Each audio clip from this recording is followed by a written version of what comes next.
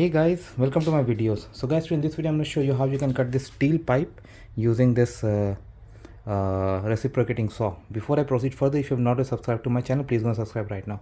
So you see, I have already put on the metal blades on it. The selection of the correct blade is really important, otherwise there going to be trouble.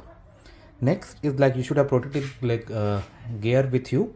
I mean, especially eye protection is too important, because a lot of times when these saws go on metal or even on wood, a lot of particles get generated, and you don't want any of these to fall into your eyes and create troubles, right?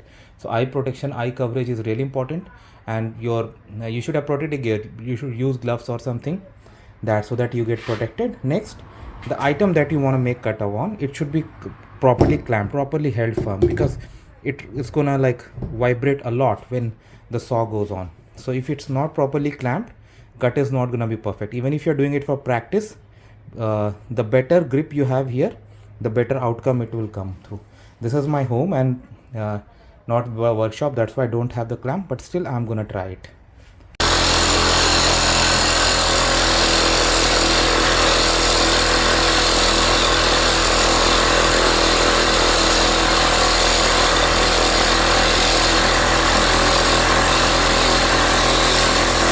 So you can see I'm almost 1/4 at least I have covered.